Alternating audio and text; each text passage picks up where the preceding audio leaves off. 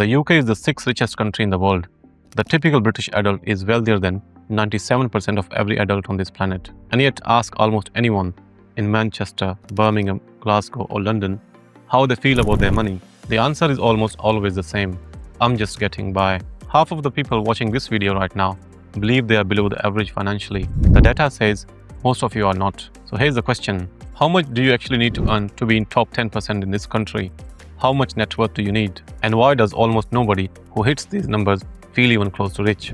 The truth is, the numbers are much smaller than you expect. But the reason you do not feel rich, even when the data says you should, has almost nothing to do with what you earn. It has everything to do with one psychological trap that runs in your entire financial life. A couple of years ago, I got promoted at work.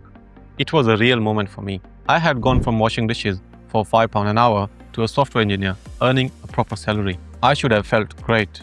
Then I checked LinkedIn. I scrolled through my old mates, the people I started with. Some were principal engineers in London City, and some were in product management on six figures. One had just sold a startup, and I felt completely behind. And suddenly, my promotion did not feel like a win. It felt like proof I was losing. That was the moment something broke for me.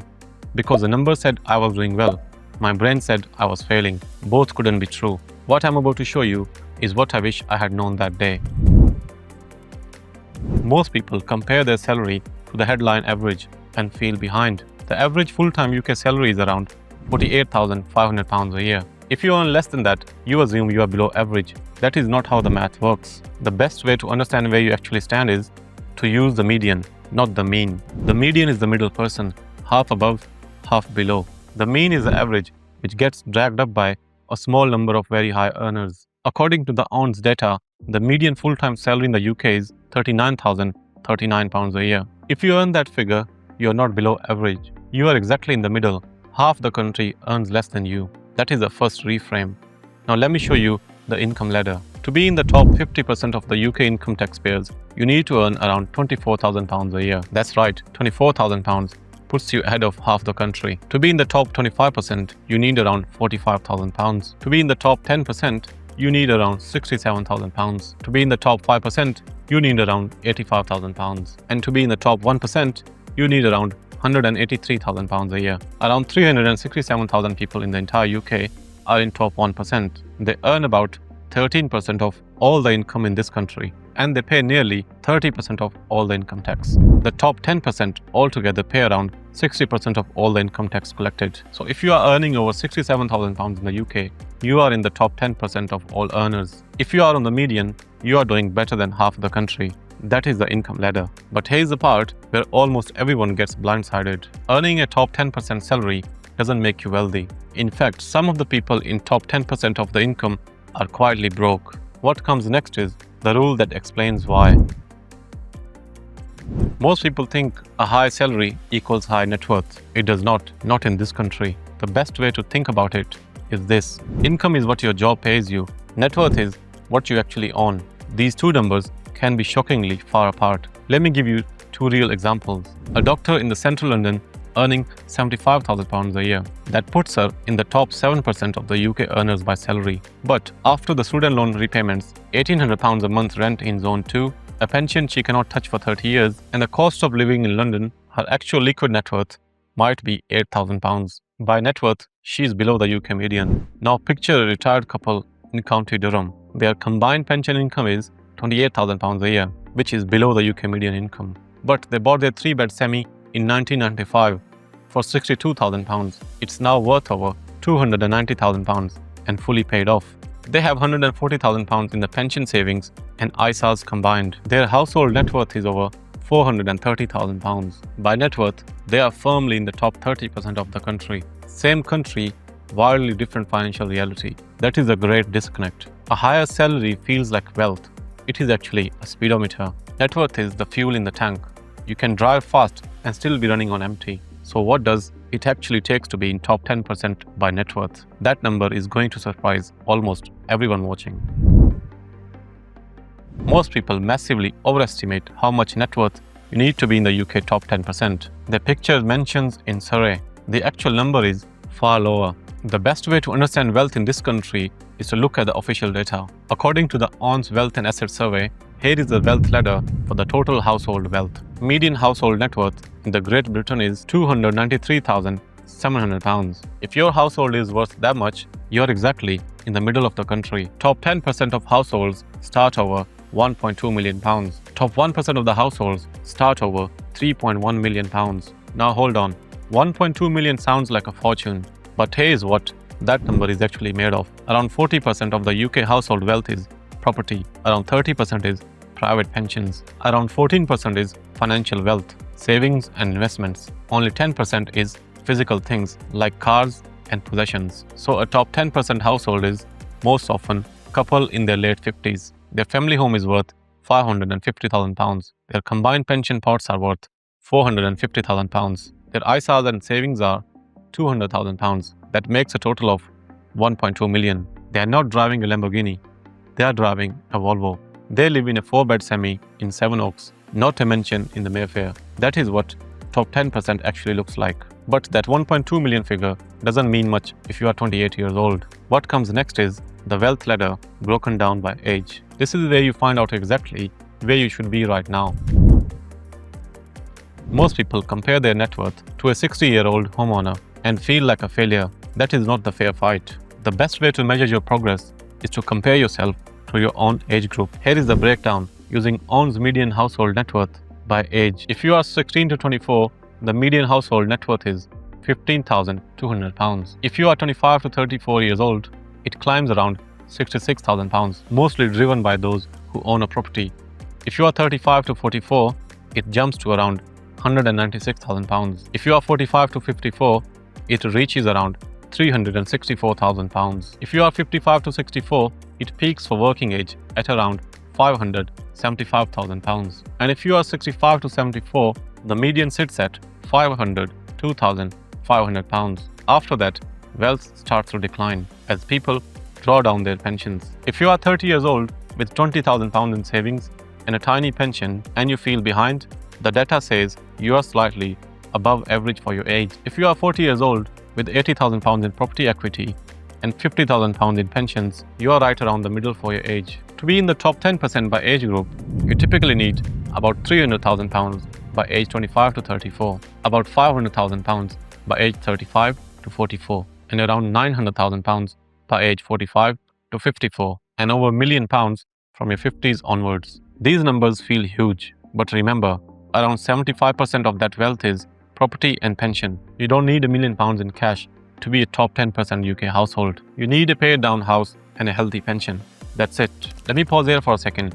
Look at what you already know. You know exactly where your salary ranks on the income ladder. You know that income and net worth are completely different things. You know the actual net worth threshold for the top 10%. And you know what your number should look like for your age. That already puts you ahead of almost every person watching their feed today.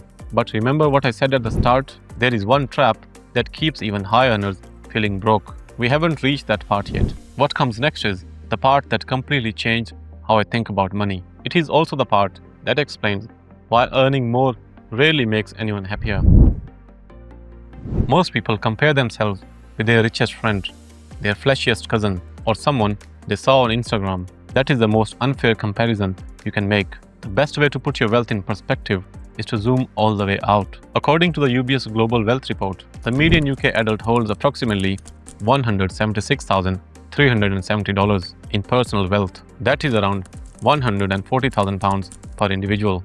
This puts UK 8th in the world for median wealth per adult and first among all G7 nations. The typical British adult holds more wealth than the typical American. Now look at the global picture. More than 40% of the world's adults hold less than £8,000. The global median wealth per adult is around $8,654, about £6,800. So if your household has a UK median net worth of £293,700, you are in the top 3% of the entire planet. That's right, the top 3%. If you have £125,000 in net worth as an individual, you are wealthier than around 80% of every adult alive today. The retired couple in Durham I mentioned earlier with £430,000, by UK standards, they feel ordinary. By global standards, they are in the top 1% of all human beings. This is not a consolation prize. This is the maths. So why does a country this wealthy feel this broke? That answer is the most important part of this entire video. Most people think feeling broke is just about not earning enough. It's not. There are city lawyers on £200,000 a year who feel broke. There are nurses on £35,000 who feel comfortable. The number is not the issue. The best way to understand this is a concept called the reference group trap. Your brain doesn't measure your wealth against the country. It measures it against your immediate peer group. A solicitor in Knightsbridge earning £150,000, surrounded by colleagues earning over £400,000, feels poor. A teacher in Sunderland earning £42,000, surrounded by friends earning £30,000, feels wealthy. Same country, different reference groups, completely different experience of the same number. A study of 19,000 people across 25 European countries found that those who compare their incomes with others were significantly less happy. The poorer the comparison was for them, the worse their well-being got. This is why earning more rarely fixes the feeling. When you get a pay rise, your reference group changes too. You start hanging out with people on similar money. They drive nicer cars, take nicer holidays, live in nicer postcodes. The gap reopens. This is also why £100,000 a year in this country quietly destroys high earners. Once you cross £100,000, you start losing your tax-free personal allowance. For every £2 you earn above £100,000, you lose £1 of your personal allowance. That creates an effective tax rate of around 60% in the band between £100,000 and £125,000. So someone earning £120,000 thinks they are doing brilliantly, but they are taking home barely more than someone on £100,000 because nearly 2/3 of every extra pound disappears in tax, combined with the lifestyle inflation that comes with a high earner job. This is why so many top 10% salaries feel so much smaller than they look. That is the reference group trap, supercharged by the British tax system. I told you at the start about the day I got promoted and felt behind. Here is what changed for me. I stopped comparing my numbers to the people I went to uni with. I started comparing my numbers to my own previous year. Was my salary higher than 12 months ago? Yes. Was my net worth growing? Yes. Was I putting more into pension and ISA than I was a year before? Yes. The minute I stopped racing strangers and started racing my past self, the feeling of being behind disappeared. Not because I earned more, because I changed who I was comparing myself to. So here are your final numbers. To be in the top 10% of UK earners, you need to earn around £67,000 a year. To be in the top 10% of UK households by net worth, you need around 1.2 million in total assets, mostly property and pension. Globally, the median UK household is already in the top 3% of every adult on the earth. But the trap nobody warns you about is this. Your brain doesn't care about any of these numbers. It only cares about your immediate reference group. That is why high earners stay restless. That is why most people feel broke, even when the data screams they are not. The only way out is to stop measuring yourself against people you barely know. Measure yourself against where you were last year. And here is something almost nobody knows. The UK is currently experiencing the largest single-year millionaire migration ever recorded for any country. A total of 16,500 millionaires left in 2025 alone. This is a once-in-a-generation moment of wealth out of the United Kingdom. What happens to this money over the next decade is going to reshape British property markets, tax policy, and income ladder you just learned about. Keep an eye on it. Let me pull this together quickly. The median UK full-time salary is £39,039 a year. The top 10% income threshold is around £67,000. The top 1% threshold is around £183,000. The median household net worth in this country is £293,700. The top 10% household needs around 1.2 million in net worth, made up of property, pension and savings. Compare yourself to your age group, not the whole country. Globally, the typical British household is already in the top 3% of all adults. And the only comparison that helps you is comparing yourself to where you were last year. Now you know exactly where you stand. But knowing your number is only half the answer, because most British households still feel broke, even when the data says they are not. There is one specific savings number which changes that feeling for almost everyone who hits it. It's not £1 million. It's not even close. I made a video on exactly what that number is and why everything changes the day you cross it. It's a good one. But before you click on it, make sure to subscribe. I'll see you over there.